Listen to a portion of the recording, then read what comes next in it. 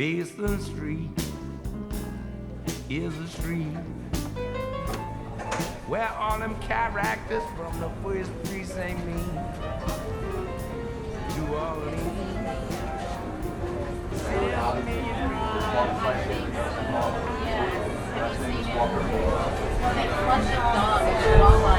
don't know why I'm so nervous. Because I have a good crowd.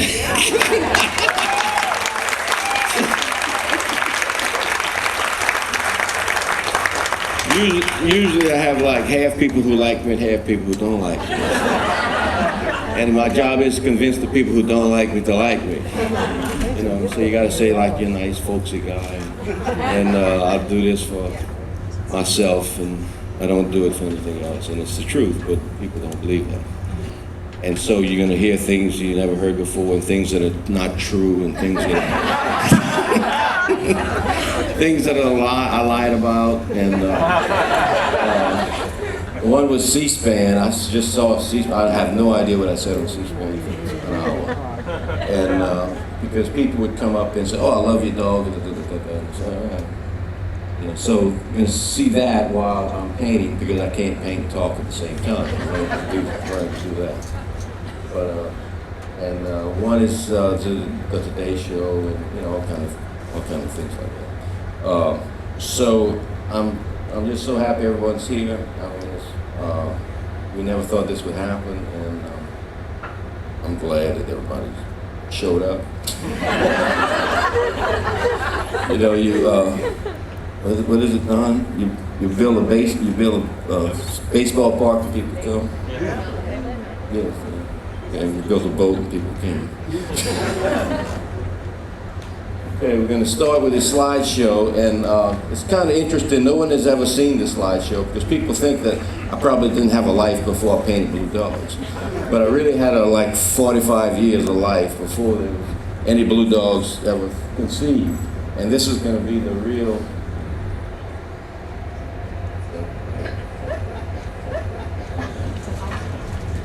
That's wonderful. I painted that when I was in the 3rd grade.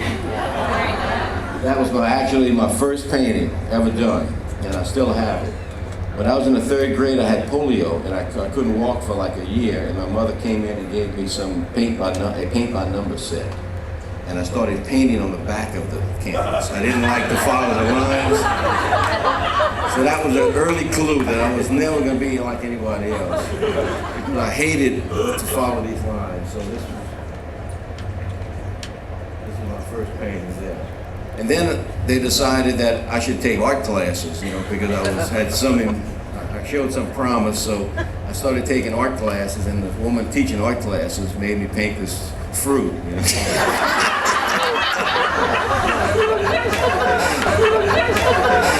I finished the painting, and I started in her class. We had to do a portrait, and I was probably like 12, 13 years old when I painted this, and I got to that stage. You see there are 3 figures in here, 3 Indians, running Indians I call them. So I painted that and a lot of other wild, crazy things. This was in the 60s with really no instruction. They just paint what you feel. This was a really free spirit school, which I didn't like because I wanted to learn something. I took what I did seriously, so I wanted to try to learn something. And this was one of the figures I drew in the school. It's kind of nice.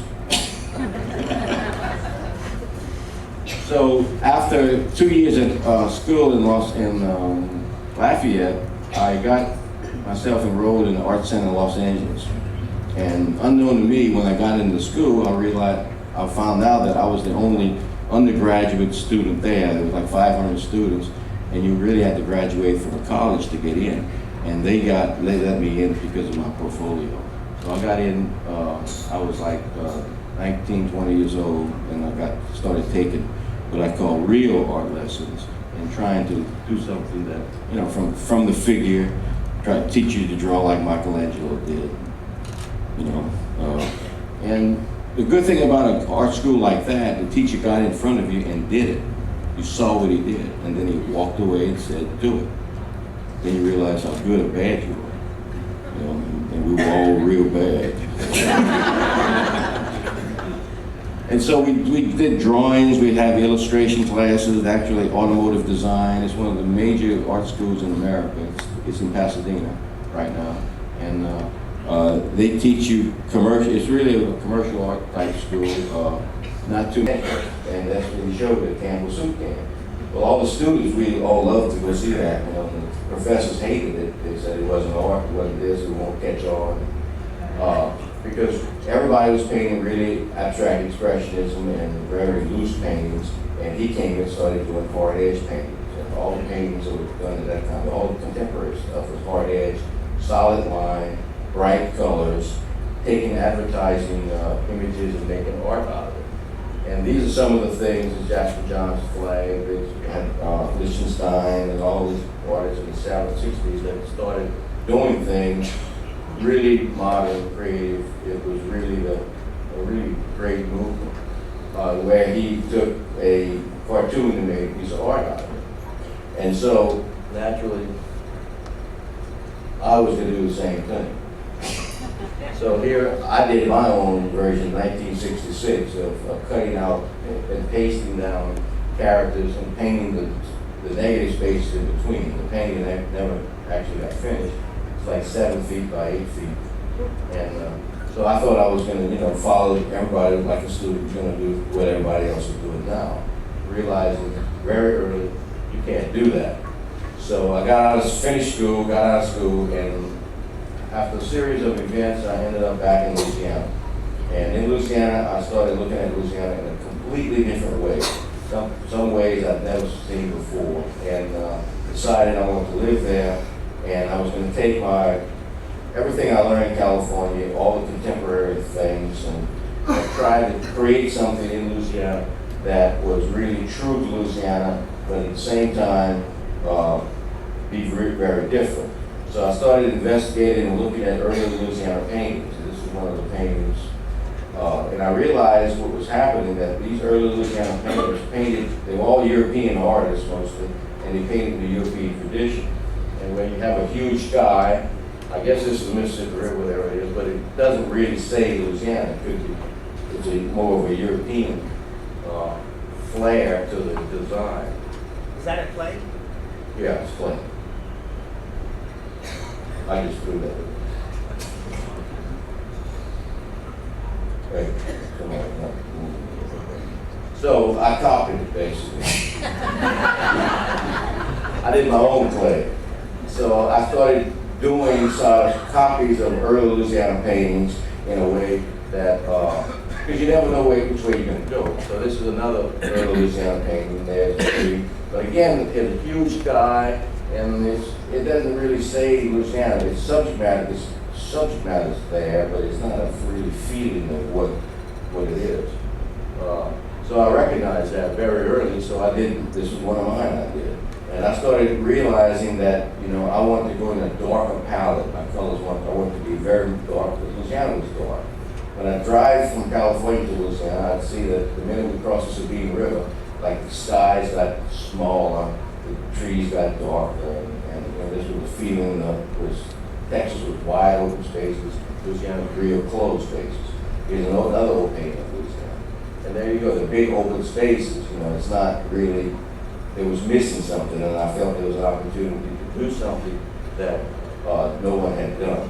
So I started doing these landscapes like this in this darker way where light was far away and everybody's closed in.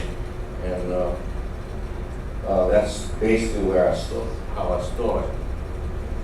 And this was like 1968, 69.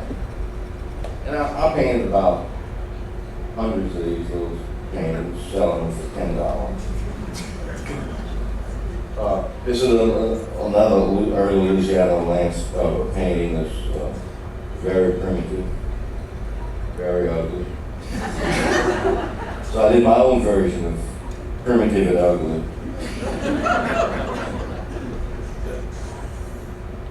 I was like still 23, 22 years old, 23 years old when I was doing these. And here's the Louisiana paintings. The same thing. It's got, it's nothing to do with Louisiana. It was painted here. So it's what you see in Louisiana you want to express and how it's different. So I decided that I was going to just take the oak tree and start doing things with the oak tree and looking at it in a very contemporary way. And to me, this doesn't, in my mind, it's not an oak tree. It's just really 2 or 3 images. The major tree, the background, the sky, and the foreground. And I painted thousands of paintings like this, all very, very different. Here's a very contemporary. I was going to do this in the Louisiana way. This is time. I know that doesn't make any sense to anybody, but so this is what I'm really based on. When I started doing this, I realized I had like my style. The tree looks as if it was cut out and pasted on the sky. The sky is very far away and it's very, very, very graphic. So in about 2 years, I developed this after going through all these other paintings. And there it looks like a very abstract way to do things. And that's what I started doing. And that's when I knew I was on to something, that I had my own life. And that's how it started out. Landscapes with cabins, but I call them square shapes that came out of the ground. We have some originals that we're going to show first, so you can see the kind of the difference. So the first one, the old one. These are my Ray lads.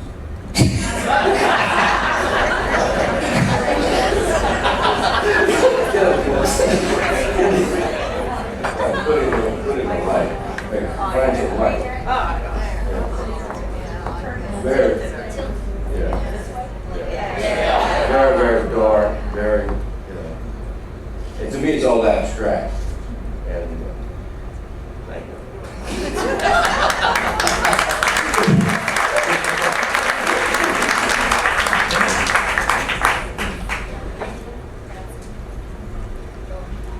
Yeah, bring it down. Here's another one with another early one. We just found these paintings, so they're available.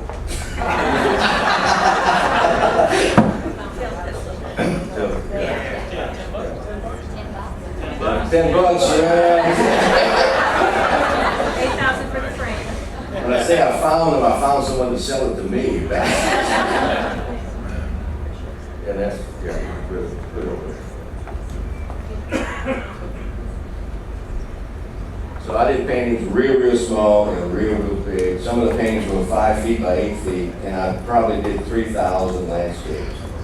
And so I had at one time about 400 landscapes in my back of my truck. So the Baton Rouge Museum, which was in the old state capitol, they had a museum there. So I go knock on the door and I meet the museum director. It happens to be one of my cousins from beyond Beard. I'm in. He's going to give me a show, no question about it. So I said, George, this show is booked up, for a long time. 5 years, we have a schedule, you can't, let people do it. I said, okay. How many do you have? I said, I have 75 paintings of oak trees, all framed up. So I went back home. About a month later, he calls me. One of the shows scheduled there just reneged. They're not bringing in a show. They had a 1 month open space. So he called us, can you please bring your paintings here for 1 month? Oh, no problem. I'll bring all the paintings, make a big list of all the paintings, and I still have a copy of the list from like $10 to $600, all these paintings. And he said the art critic of the Morning Advocate is going to come and review the show. I didn't know they had an art critic in Baton Rouge at the time, but they did. And this woman reviewed everything. She reviewed buildings, she reviewed landscapes, she reviewed anything that was to be reviewed. So I'm waiting every day. I'm looking at the Baton Rouge paper. I'm trying to find out, what it's going to say about that review. 2 weeks go on, 3 weeks go on. I want the show to be over before she reviews the show. Finally, the Sunday paper. I get the Sunday paper, I open it up, and on the second page, the whole page is like this. And it says at the top, artist paints dreary, monotonous oak trees.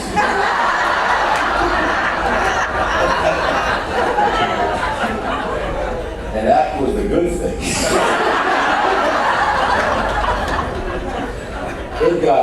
it got worse, and had big pictures. Some of these full pages were in there.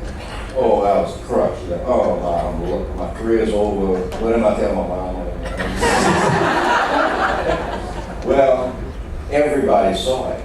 I mean, everybody back in the saw it. And the short of the story is in about 2 months, every painting was sold. Because it created such a story. How can anything be that bad?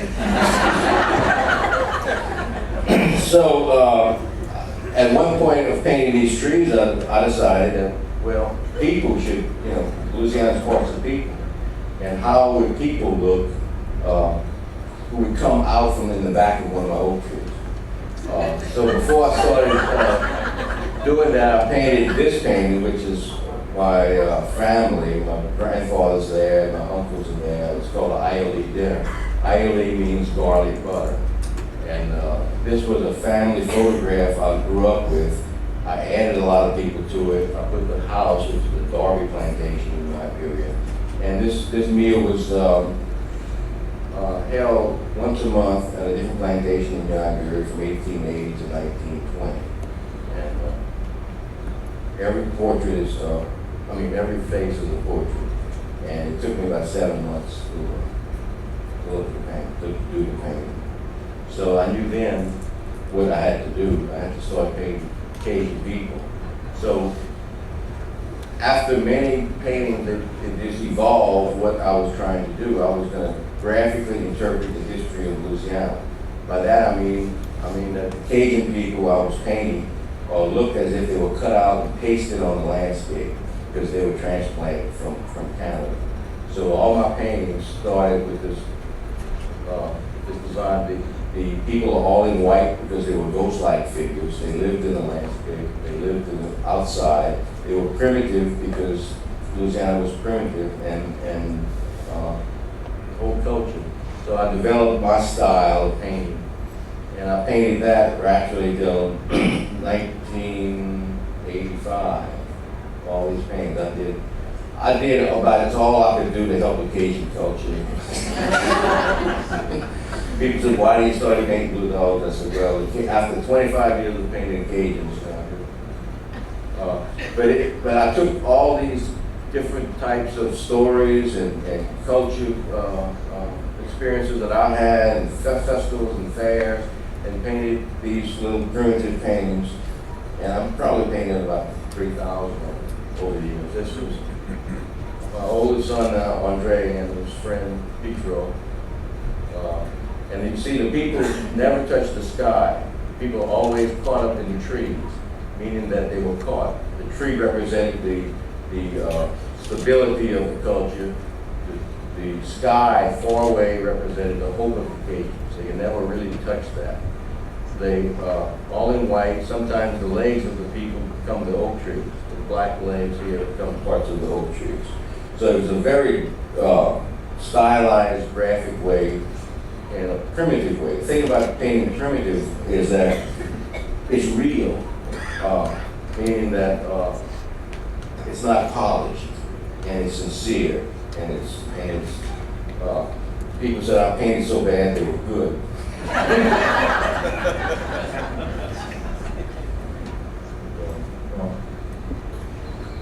And I started adding color, as you see, to the landscapes, and it was trying to come out ways where to make the paintings look a little happier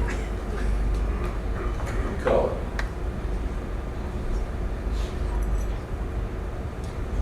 And here's the 4th of July celebration. And I actually started painting these using old photographs. And then after I realized that I could go and photograph the same things and started doing my own photography and changing the people. And by now I was having shows everywhere. I was having shows in Paris, Los Angeles, and Florida. I had a little gallery in Lafayette. I was represented by an agent in Vienna. And they were very different. Nobody had seen anything like it before. People thought I was like 90 years old painting this thing. So they had another art show in Morgan City, Louisiana. So the prize was $500 for the winner of the art show. So I brought two of my paintings to the art show. And after the show was over, I went and picked up the paintings, and the woman tells me I got disqualified. I said, well, how did I get disqualified? She said, well, son, you have to paint these paintings. You know, you can't bring some old painting in here to be judged. I said, I painted all these paintings. No, you didn't paint these paintings. I said, yeah, I did. This was from a photograph my mother gave me. She is the, I think she's the left, one on the left, far left. This was some famous French politician that ended up in Alexandria. And you see how the shapes, I was interested in all the shapes. The shapes of all the vests are different. All the bottoms different. So what everyone else saw, I saw something different. And that's how I am. I see something different. It's interesting to me to paint. I paint shapes and colors. So people in Louisiana, not so many people in Louisiana like these, but everywhere else like this. Because you can't paint people and say, this is what you look like. So, and I don't look like that. So that's, and they were, that's the portraiture, a heel. This is my mother's whole school in Monthaven, Liberia. So as I was getting, oh, that's Diane. There you go. Stand up, Diane. This was when she was 16 years old.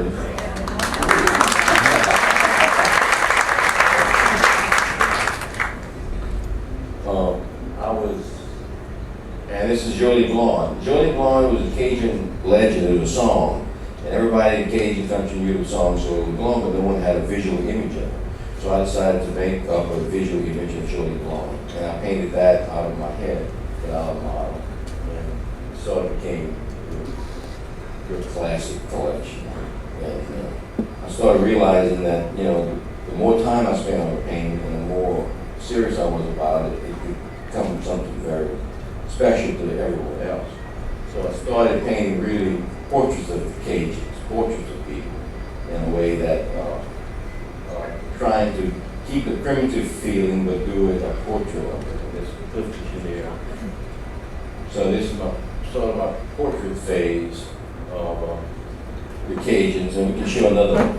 The girls can show another painting of a real Cajun.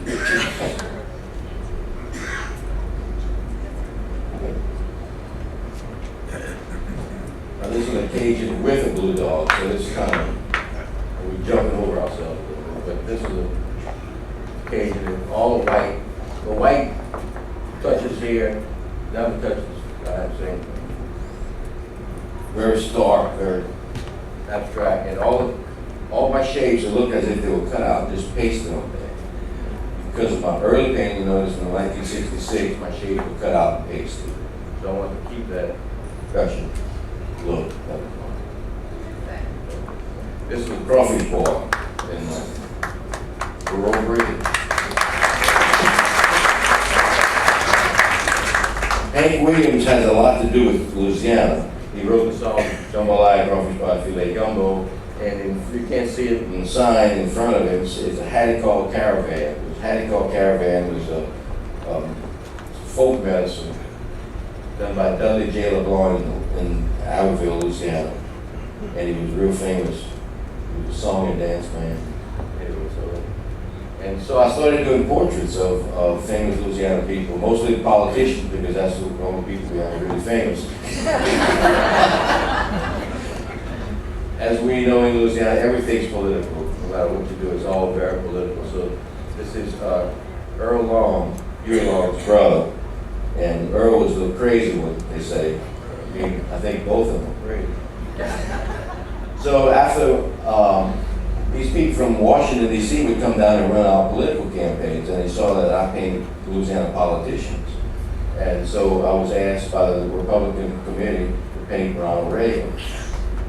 So I did.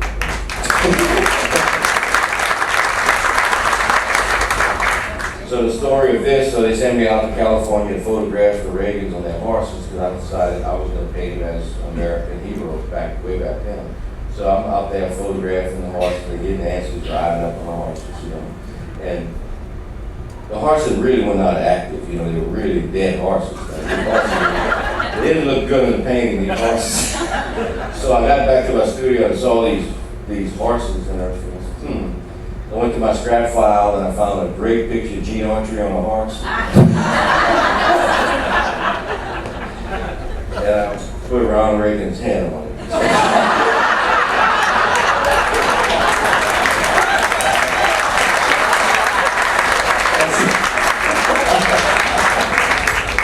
And that's the rest of the story.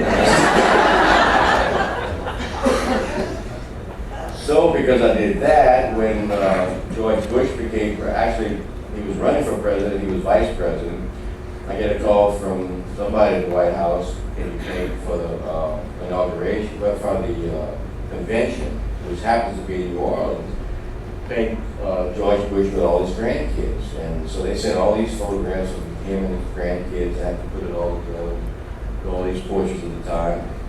Well, I'm 95% finished with the painting, and the convention is a week away, and then I get called from Barbara Bush's people. They say, you have to put Barbara Bush in the painting. Well, there was no room to put Barbara Bush in the painting. So that's why Barbara's not in the painting.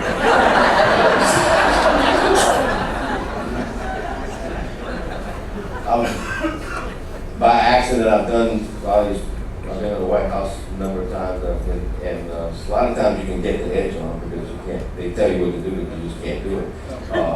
Another funny thing happened with the Reagan painting. We unveiled the Reagan painting, take the painting, everybody leaves the stage, the whole 5,000 people leave, and the painting's still on stage. And I'm there 2 hours later, the painting's still on stage. I said, I guess he didn't like the painting, so he doesn't want the painting. So I take the painting, put it back in my truck. I go to a friend's house. I get a call, and it's the White House. So, Mr. Rodrigue, you have the painting. I said, they didn't have the painting. Nobody picked it up. I took it back. So the president is waiting, holding Air Force One on the runway, waiting for the painting.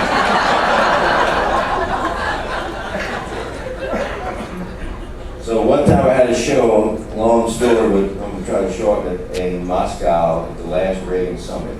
And so I was commissioned to paint some paintings for the show. So I painted Gorbachev with the Reagan painting. They were hanging together in Moscow. The long short of the story, the Russians didn't like the painting because they thought I had painted Gorbachev begging for money. And really he was welcoming Reagan, come in. The people in the back is his family, and that's him as a little boy, and that's, you know, Kremlin and all that. So they steal the paintings, they take all the paintings down. They don't want to, so Associated Press is there telling the story and everything. So finally, after 5 days of being a story of Associated Press, the KGB meets with me and they want, you know, we know you're a very famous artist, we want the painting now, but we want you to paint Gorbachev on a horse like Reagan.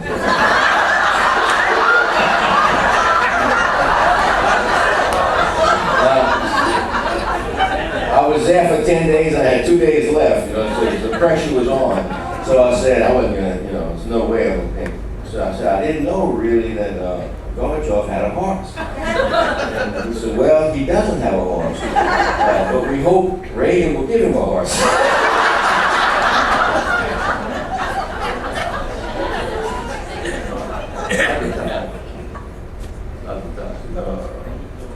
Another 10 minutes.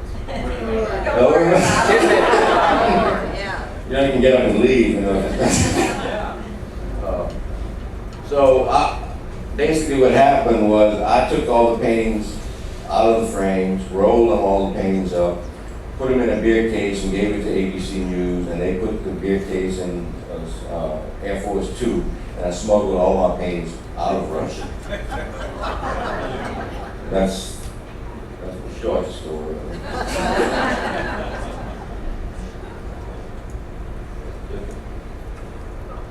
I believe that's it. Huh? I believe that's it. That's the end of it? Yeah. Showtime. So naturally, I had all these presidents done, so I get a call from the Clinton White House. So Bill Clinton, guess what he wants? So he says, I want to be painted with the blue dog. I said, the blue dog has nothing to do with you.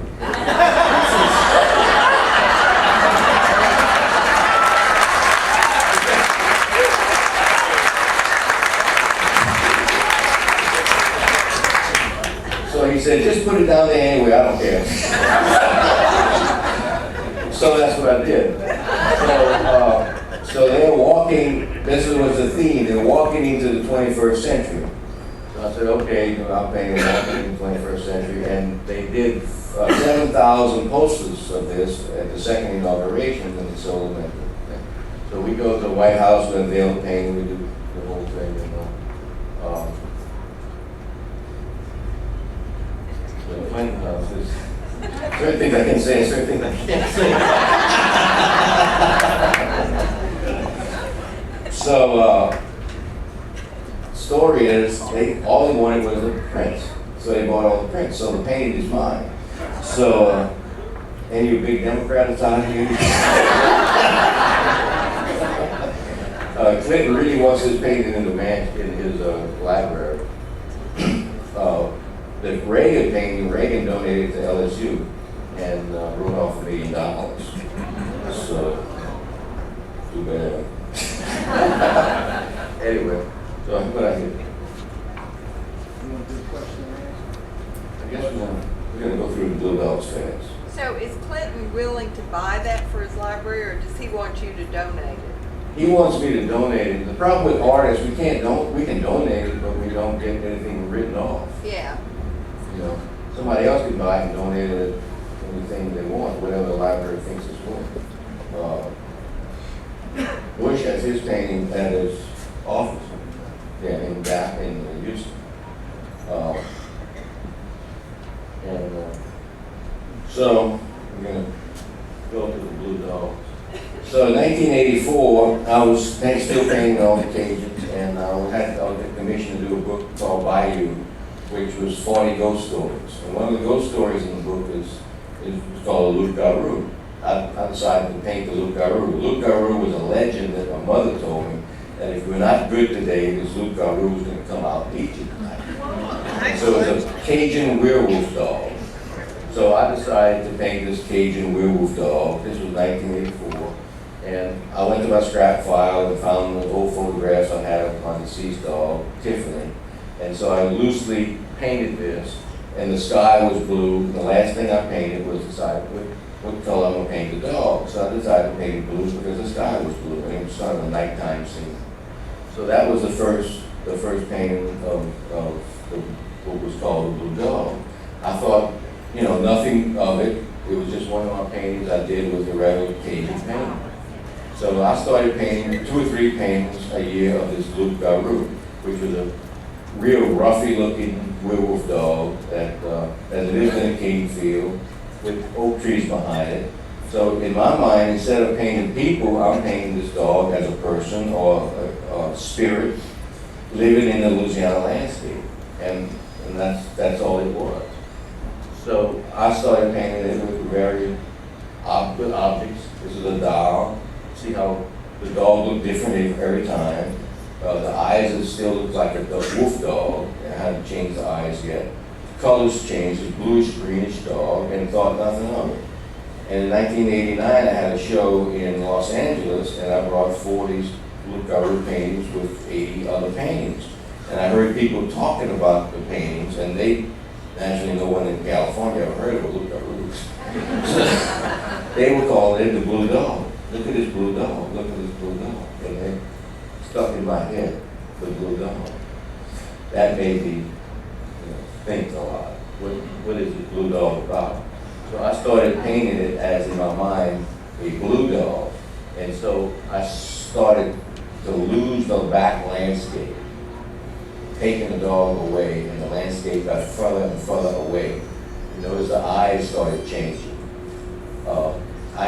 Early paintings, I had even painted the Loup Garou with red eyes, and that was terrible. That was like the devil. Women and children cried when they saw this.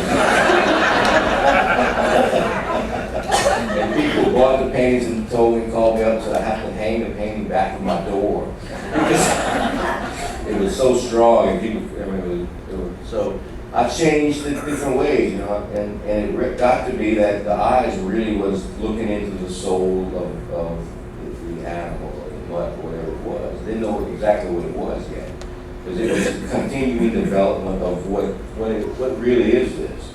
It really captivated everybody, and it changed a lot. So early on, still painted in Louisiana landscape, and the landscape going further away and doing different things with it. And one day I realized, you know, this is really simple, you know. I mean, to me, it was just instead of a person, a dog, or a spirit. And here she is in a box. And I got really fascinated with the titles, because the titles said something. The titles gave me a chance to change the Cajun theme and really comment on things that were happening today. You know, I don't know what the real title of this one is, the real title, but you know, just by looking at it, I mean, he's looking for a home. So he's in a cardboard box looking for a home. So I started painting these, like in the middle of the painting, create a title, and then go further, paint something that's related to that title. So, my old friend. Well, I wish it could be a cow. So it was very humorous, you know, with these images.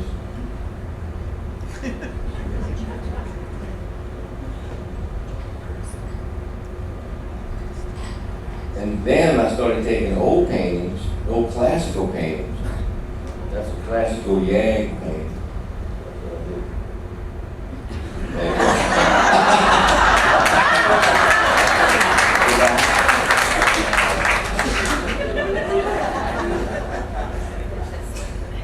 It's called the Turkish bath. So they call that a Turkish bath. I call this a Cajun bath.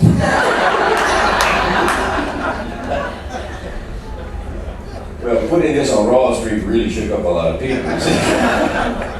And that's what really happened. I started painting all these blue dogs, and in 1990 or something, they were having a Super Bowl in New Orleans, and I decided to paint 24 blue dogs and put them all in the Women's Gallery in New Orleans. And that changed everything, because all the media was there. I was actually, a German film crew did a documentary on me. They were there to do a documentary on Paul Prudhomme, so they also did one on me. And then they showed it in Germany, and then from that documentary in Germany, a book publisher came and published my first Blue Dog book in German called Blaue Hund. Then I was on, you know, Good Morning America. I was on a lot of People magazine, and people were just fascinated with this image and really what it was about. And I was still trying to figure out what it was about. I didn't know. I liked doing it. It was a challenge, and I had, like I said, I raised the Cajuns as high as you could raise them. The consciousness of human mankind. So then I realized there was a bad side to the blue dog, which was the red dog. So I started painting it as a bad side. And still, it's very rough looking, the eyes, and it became more and more of an image to me. It became more and more of a symbol, and commenting on what's happening today. Because if you can comment using a different subject, this is called, no, it's not. It's a Great Dog Night, but that's not a Great Dog Night. So I started repeating the images. And this is an old famous New Orleans photograph.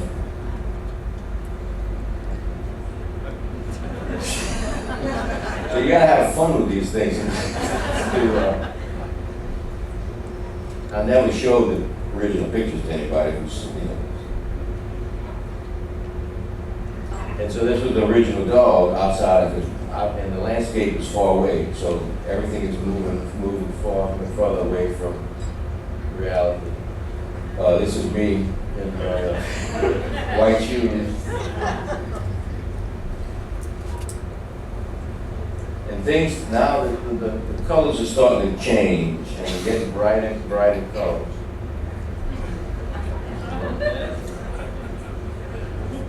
I'm just a dog. That was the actual poster. Clinton was supposed to sign all that prints, but you can't see it, but he just used the stamp.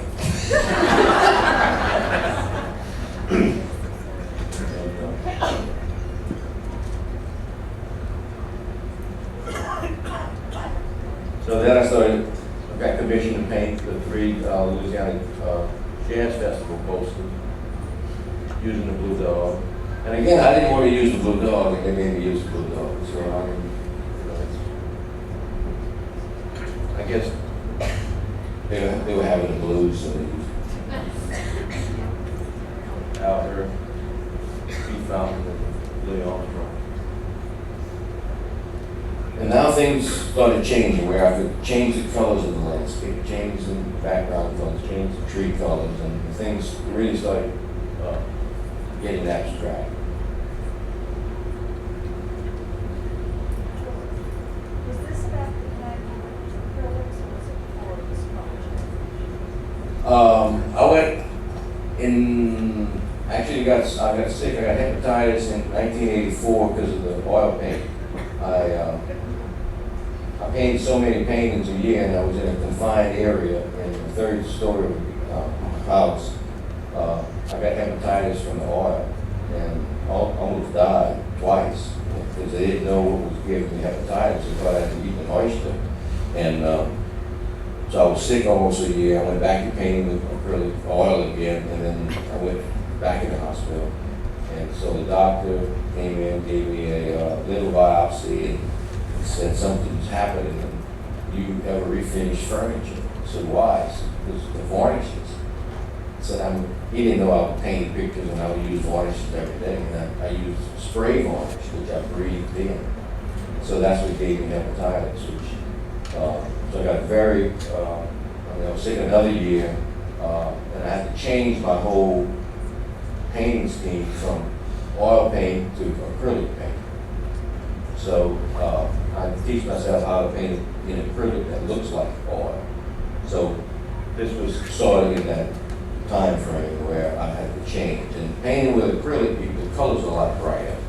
And so it changed the art. And it dries so fast that you can have a lot of options faster than oil. So, yeah. Did you ever think about trying watercolors? Watercolors? Yes. I don't like watercolors. The problem with watercolors is when you paint with watercolors, it has to look exactly like watercolors. You know, you can't change it. I mean, a classic watercolor is that the paper color white comes through all the colors. So you can't really change it. And so that's why I never really use watercolors. And I like to change a lot of things when I'm doing on paintings. And watercolor is more of a mechanical. Here the tree's red, and so the colors are becoming abstract. And later on, as you know, the colors, the shapes have become abstract. Now this is a silkscreen print, and I started into silkscreen print real early when I started painting the Blue Dog because I really like ideal silkscreen. It comes from way back from Andy Warhol silkscreen. So this is the 2 versions, good and bad.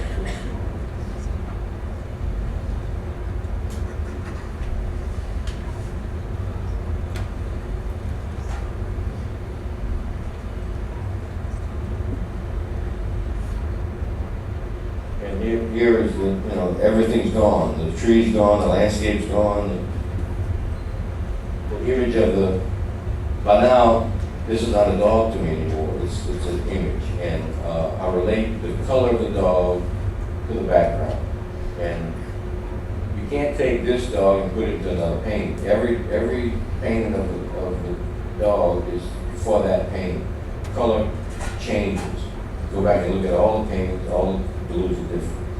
And so that was the idea. Becomes the idea of commenting graphically changing the dog putting it in an environment that has nothing to do with its own shape. And here, where the color of the dog is actually broken up, it says that. It says that this particular blue left ear is related to that background color, and you don't know which is more important. So you like the image itself, but it's becoming very, very simple, but at the same time it's very, very complex. To paint this paint, it took me probably a whole month to paint this paint, because it was changed like 1,000 times. Getting the two colors to do something together.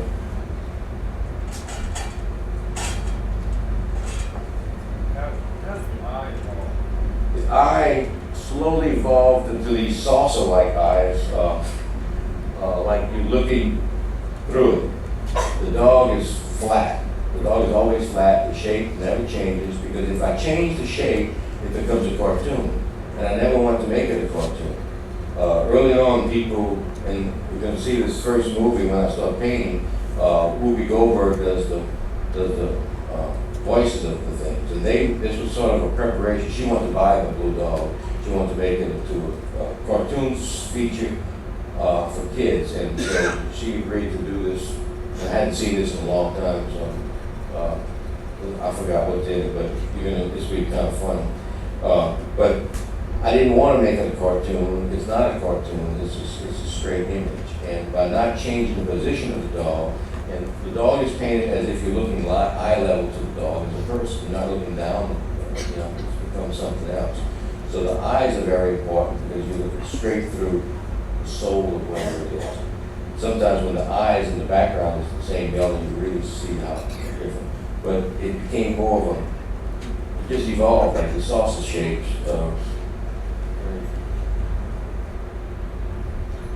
This I did for Neiman Marcus. Neiman Marcus is, their theme is butterflies. So did you ever paint a butterfly? I said, yeah, I painted a butterfly. I didn't tell them it was going to be a blue dog and a butterfly. And it's a rat pack. That's a silk screen print. If I would paint it, I would paint each dog a different color blue, but we printed it the same. Sometimes I take some of them here, some of these paint, the big silk screen prints I paint on. So when that's, well, I just have to go look at the river. I mean, I just got to go down 2 blocks and just look at the river, see what happens. So I go down, look at the river.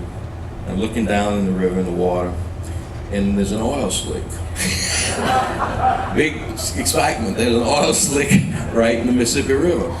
And this oil slick had naturally all these colors and shapes, and it reflecting the sky. And I'm looking at myself in the oil slick in all these colors. And that was it. And so these river paintings of me, or the Blue Dog, looking down, a reflection and all these colors come out, because they do come out in the oil. And so I did 16 paintings, and these are just reflections of the dog itself. And so the dog is not blue, the dog outline is there. And so that's how you come up with a river blue dog.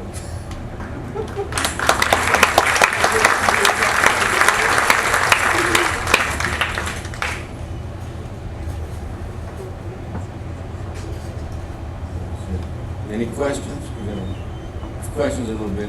Yes.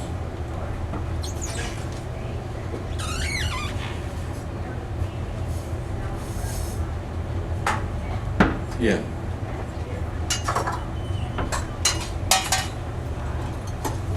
Well, it was oil.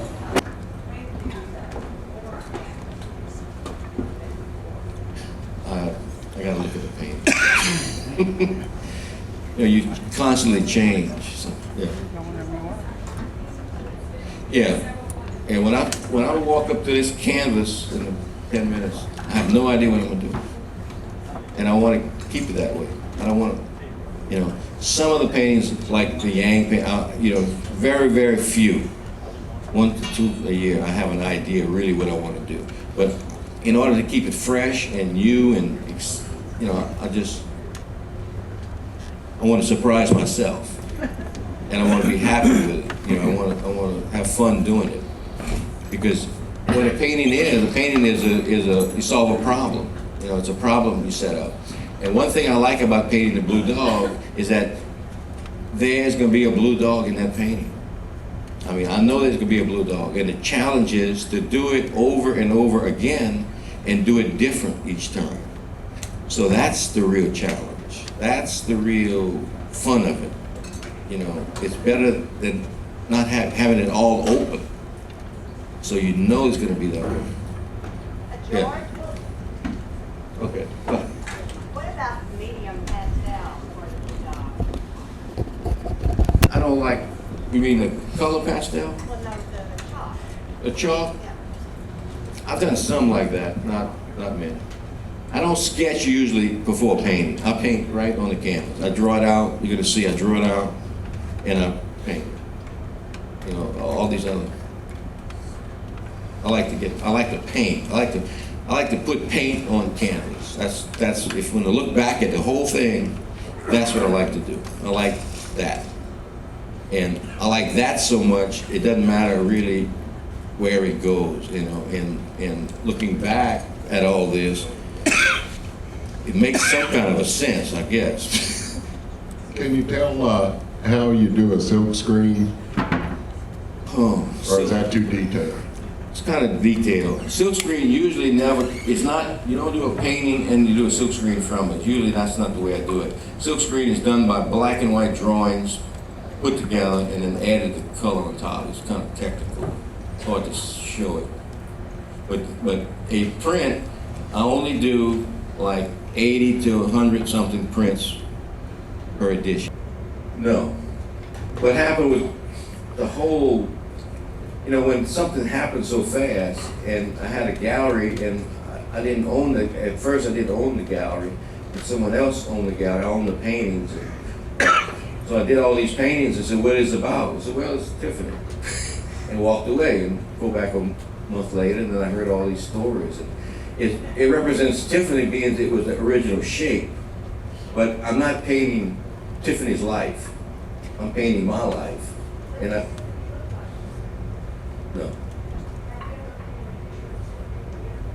No. I painted, let me take this back. I painted a black and white dog that was like Tiffany, but in the shape of the blue dog. Yeah.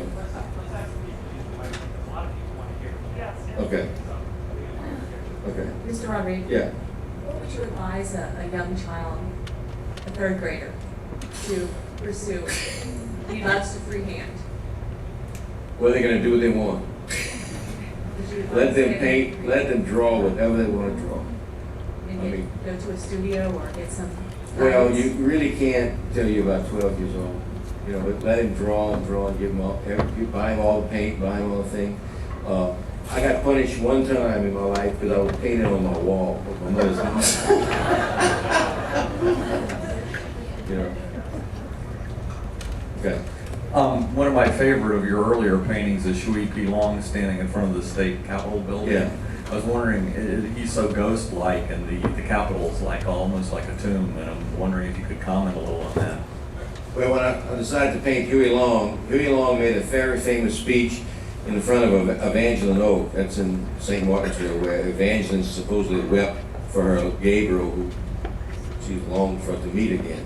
So Huey Long went to that oak tree and made a speech and said, basically, Louisiana, we are still weeping because we have no schools, we have no roads and everything. So he made this speech way before the Capitol was built. He was just running for governor. So I painted that moment of him making the speech in front of the oak tree, and I painted the Capitol as a vision or fountain in the future. And that's how it started. You know, it was a trick to paint everybody in white. You know, you think about it, you know, and make it interesting. White is not a color; it's white.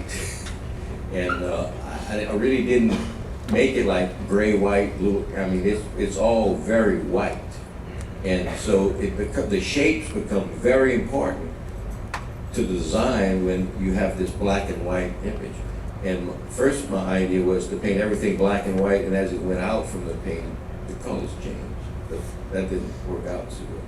So the hard edge I kept, which was a contemporary idea, because back then in the 60s, people painted hard edge paintings. They were actually taping your paintings and painting and then pulling the tape off. So hard edge was never in a landscape idea. Hard edge painting was not, ever done that. So I tried to combine the two. And if you look at our paintings, you can see how they're designed, where this shape is designed with this shape, with this shape. It's all connected. You can't say, I'm gonna move you along over a little bit because I have him locked in. It's always caught. You can't move it. You can not like the painting, but you're not gonna move either. Mr. Rodrigue, Yeah. why did you select Carmel for your second studio? Do you spend much time out there, and do you paint any local color out there? I don't paint, wherever I paint, I don't paint anything local. I just paint in my head that's local. So the oil derrick. Well, when I was painting Cajuns, I came up with all kind of different things, and I had gone to Santa Fe a lot. I mean, I was really going a lot to Santa Fe because there's so much art and energy in Santa Fe. So I started painting some Indians that in Santa Fe, and painting them in a Cajun way, but painting, a Western theme in a Cajun way, which was two combinations, which gave it a different look. I had one painting which had the Indians, the Cajuns, and the Cowboys, and I call them the three minorities. But I like to do that, because it gave me a fresh look at things. And with oil derricks were just part of Louisiana growing up, old, early oil derricks. George, do you have a typical day? That is, you wake up in the morning and paint from 9 to 5, or do something else? Less paintings, and spend more time. So now I paint like 30 to 40 a year. What about the relationship you see between your titles and what's going on in print? They're obviously very thoughtfully titled. I think they're delightful. Yeah, as I'm painting the paint, like I don't have any idea what I'm painting, and I don't have any idea what title, and sometimes it goes through, and sometimes at the end there's no title.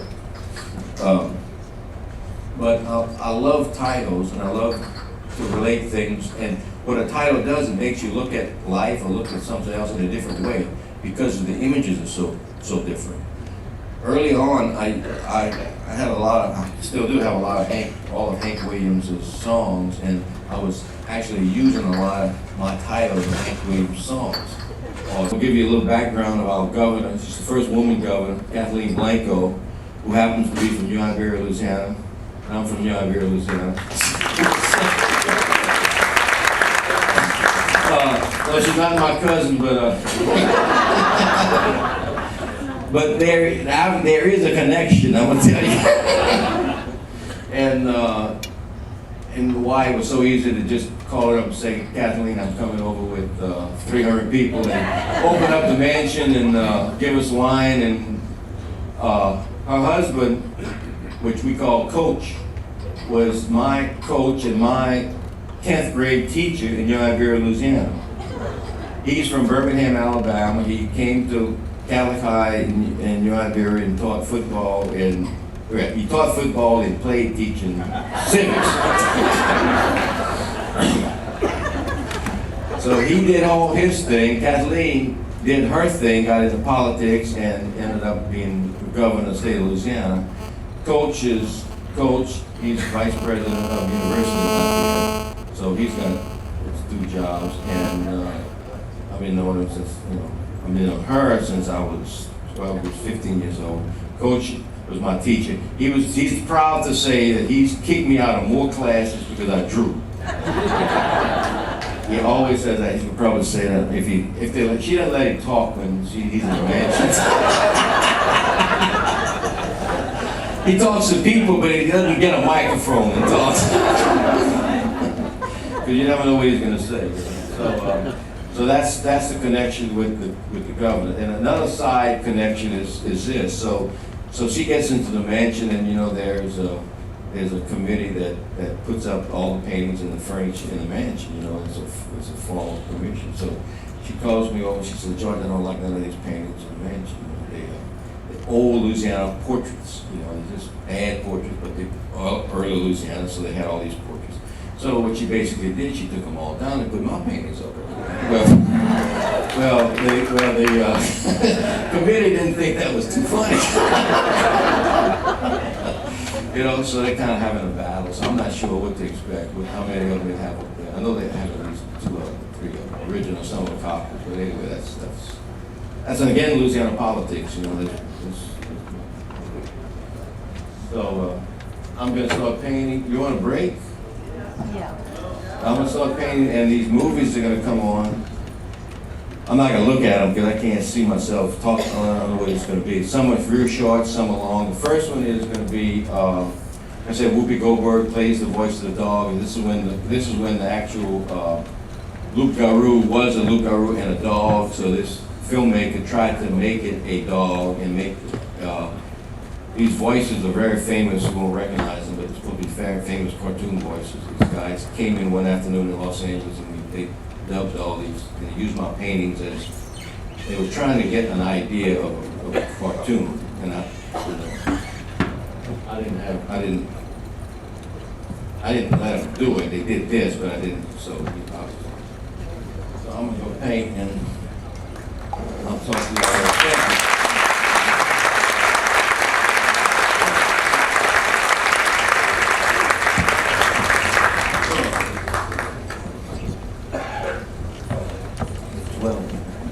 Thank you. Whatever he's done with it, he'll sell that one today. Yeah.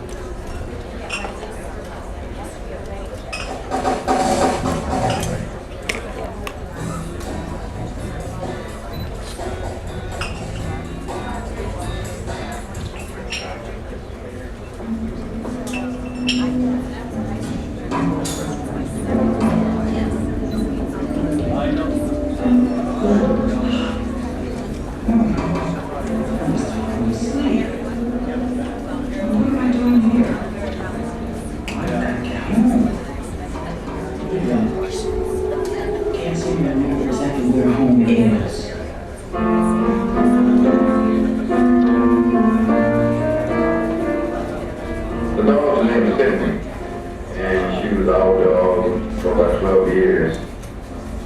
My wife brought her from the hospital. When the doctor came up, box full of puppies, and said, "Everybody take one." My wife was working at the hospital. She took Tiffany home in the box. She was the last dog to be taken, so we brought her home and raised her for 12 years. She was very independent. She was a cross between a Cocker Spaniel and a Terrier. She was our first child. We had her 7 years before our first baby was born. So Tiffany was a part of the family. Tiffany never thought that she was a dog. She was a person. She ate chairs, she ate cocktail tables, she ate lamps. It took her about a year to break that habit. She communicated with us very freely. She wanted to go ride in the car. She goes sit by the car and start walking, and she was walking and yelling and barking, you know, and she needed to be taken for a ride. And she was very jealous of other dogs too. Had a dog living down the street named Curly. When anytime Curly came in the dog yard, Tiffany got very jealous. Barking and trying to eat Curly up.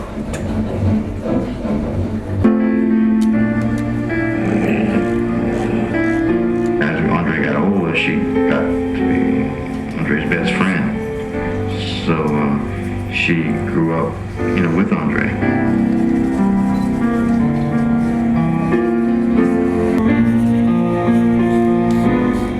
And she lived with us, for like 8-10 years, just with her photograph.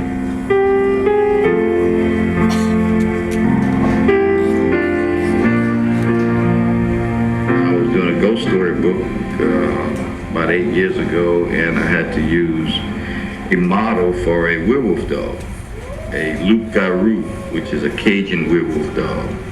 So I used old photographs I had of Tiffany and painted her blue, given the cast from the full moon. The blue cast came from the full moon.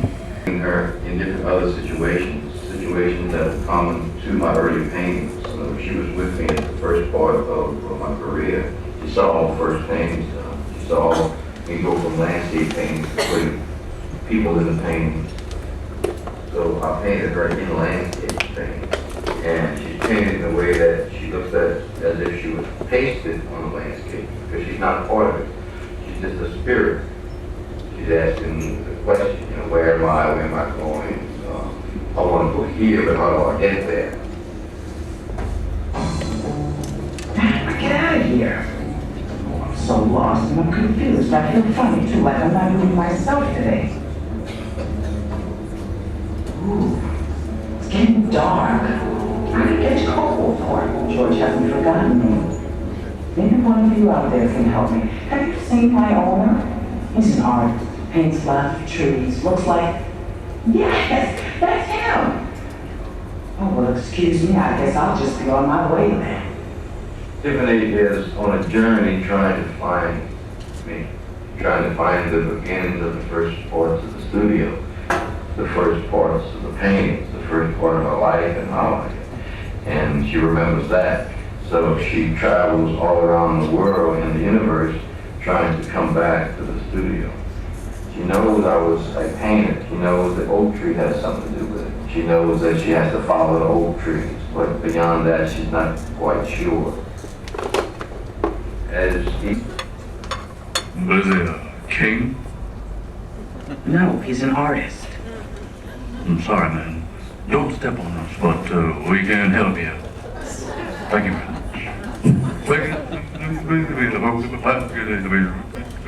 Let me feast. What a filthy mongrel. What a bunch of bitches.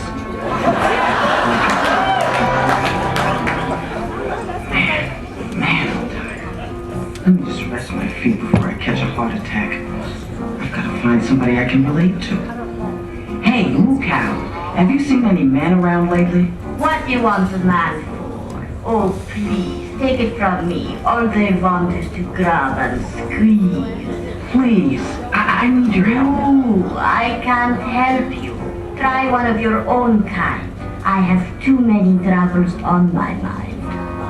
George who? I never heard of him. You sure are funny looking though. You've got on no clothes and no fur, and I'm funny looking? Oh, please. Who are you? I'm a friend.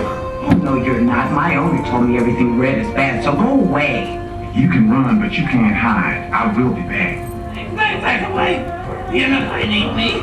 No chicken bones are bad for you. Look, don't ruffle your feathers. I'm not hungry. I just need your help. I gotta get back home. What is wrong with everybody? They act like they've seen a ghost. You again?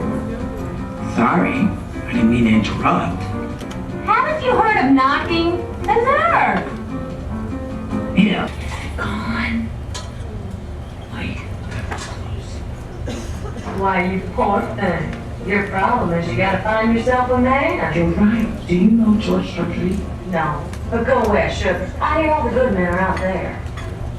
You again? Oh, I thought I told you to stay away from me. Come on, Tiffany, give up. What do you want? That's for me to know, and you to find out. From nothing. This is too much. George will never recognize me in this. I know what I gotta do. Excuse me, mademoiselle. Will you be my doghouse head for you? Tiffany I painted 5 years ago looks a lot different than Tiffany I paint now. Tiffany is evolving, and I'm changing, and and we're changing together, so it's like we're still living together.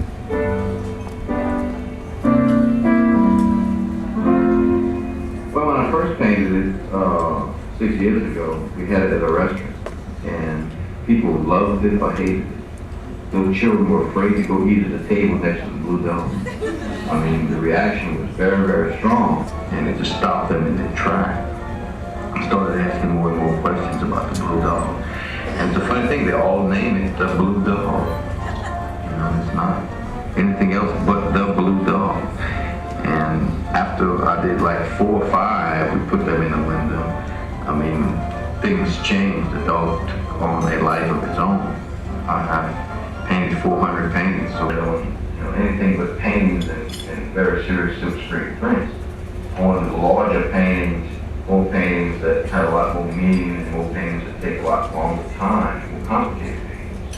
And I'm not interested in a very cheap shot, a very short burst of a commercial venture with a dog. I turned down all kinds of offers, t-shirts, jewelry, cartoons. I don't want that. I want the public to know about the dog through a series of paintings. Tiffany would appreciate all the attention she gave today. She was a very mischievous dog, always wanted to command a room full of people. So I think now she would be really happy to see that she's now commanding the lowest eyes and ears of the world. She's on the journey as well as the painting are on a journey. I feel like they're both on a mission, I guess from me, to conquer the world. Of the journey. And the dog is looking out, asking questions, just like people. I think the culture is expanding to the future, but I mean, we still live a lot in the past. We talk about the dead as if they were here yesterday, maybe 100 years ago they died. And a lot of things we do in the graveyards. All Saints Day, we put flowers on the grave. That's very Catholic tradition, and that's based on the past. The culture is not dying. The culture is coming out differently. And we Cajuns are creating things that we never thought we'd do. The Cajun culture has expanded so much. We have food, we have zydeco music, and now we have the Blue Dog. By using the dog,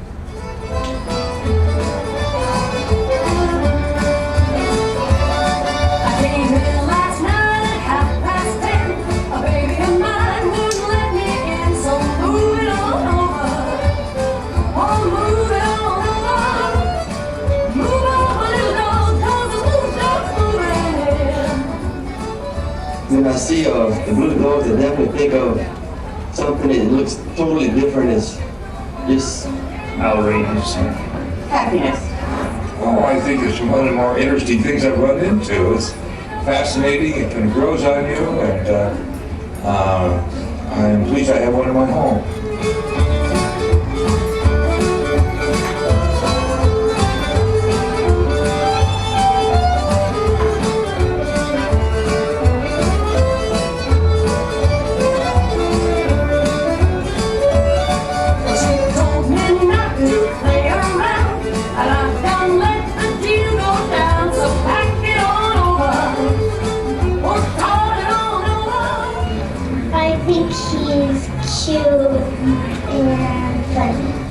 Sometimes it's her, sometimes it's he, sometimes as a spirit she's had no gender.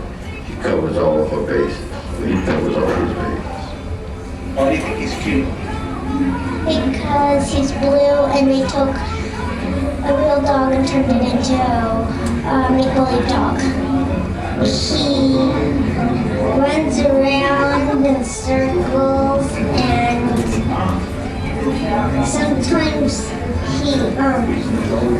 sometimes he jumps in his water bowl. Is that what he does?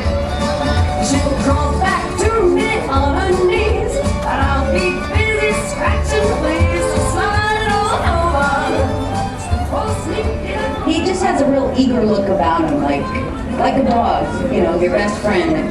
No matter what you do, they like you anyway. Well, the first thing I thought about when I saw it in the gallery in New Orleans, I walked by the window and it just made me laugh. I didn't think, it just made me laugh. It was comical and sort of ghostly at the same time? I think he's happy because he looks like he just got like a bone, and that's why he's so happy.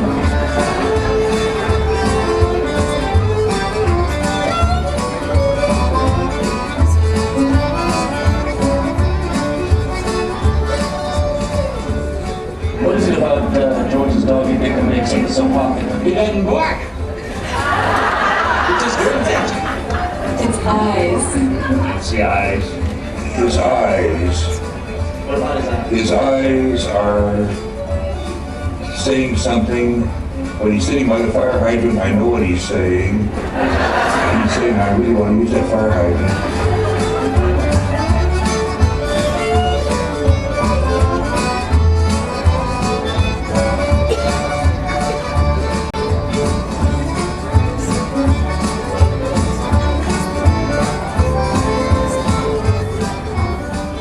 Life is sometimes being a blue dog. Why is that?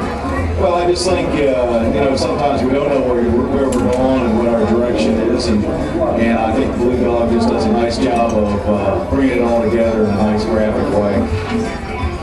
Let everybody see something different in me. Personally, I just see my dog who died, came back as a ghost, and he was with us for 12 years, and now he's trying to return. But everyone else sees their dog or something very spiritual or something weird, something unique, something. Everybody has its own idea of what it's about. I've had the dog for 12 years. I've had it for a long time, and now the dog's feeding me.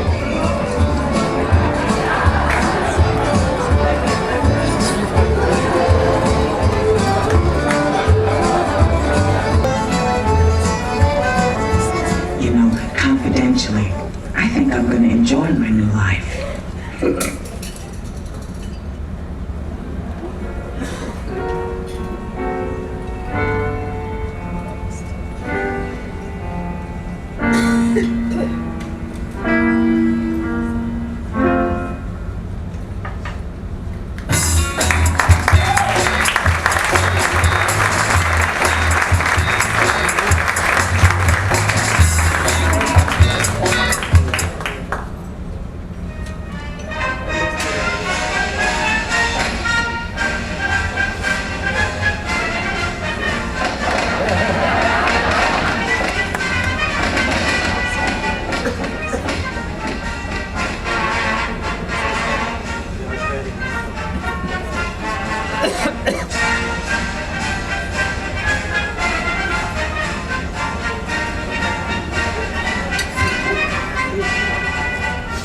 Who's getting your vote in the upcoming election? Tiffany! Blue Dog for president. Tiffany the Blue Dog. We need Tiffany in the White House. But who's the Blue Dog? Roll tape.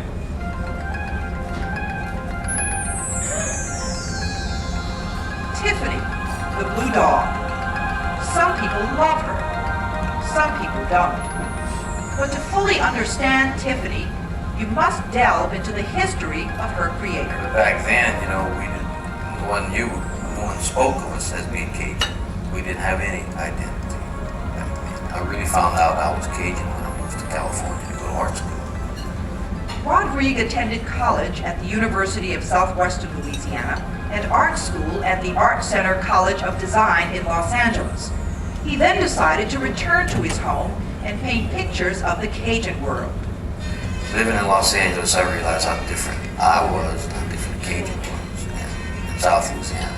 And if I could capture that difference, paint that difference, then I thought I would be on a track to something, to create something that was very, very different. Having no idea what it would look like. I just knew it had to be different. I started first painting Cajun landscape. And the most important thing I found in the Cajun landscape was the oak tree. The oak tree was the center of attention of the culture. And then after I painted the tree and landscapes for about 3 years, I wanted to paint the people. And I had to add to what would a Cajun look like if you walked from behind the other side of the oak tree. It would be and the people look as if they were pasted on the landscape, showing that they were transplanted from Canada and they stayed here. They didn't become part of the landscape. They were always outsiders, yet they couldn't move. I wanted to paint it to speak more to the feelings of what it is rather than the subject matter. I wasn't there trying just to paint Cajuns and a lot of the subject matter. I wanted to paint the feeling of the Cajun, the mood, they're very religious. There were no writers who write about Cajun culture. No painters painted them. And the culture developed over 200 years. So I felt I was the first one to try and put this down before it went away. My most famous painting was called Decatur, which was my grandfather and all his friends sitting around the table. It's taken about 1910. They met once a month at a different plantation house. That was one of my first paintings. I had 47 portraits of people in there. It took me about 6 months to paint. 5 years ago when I realized that I was on a journey with Tiffany. And we were really speaking, and I've reached more people in 5 years with Tiffany than I reached in 25 years painting Cajuns. So these paintings speak to people all over the world, and it says something very personal and very loving, very caring, and it gives people a good feeling about them and about me and about the dog, and generally about life. So they're happy pictures, but also they're very sincere and sincere in doing it. So I don't know how long the journey will continue, but I'm happy doing it.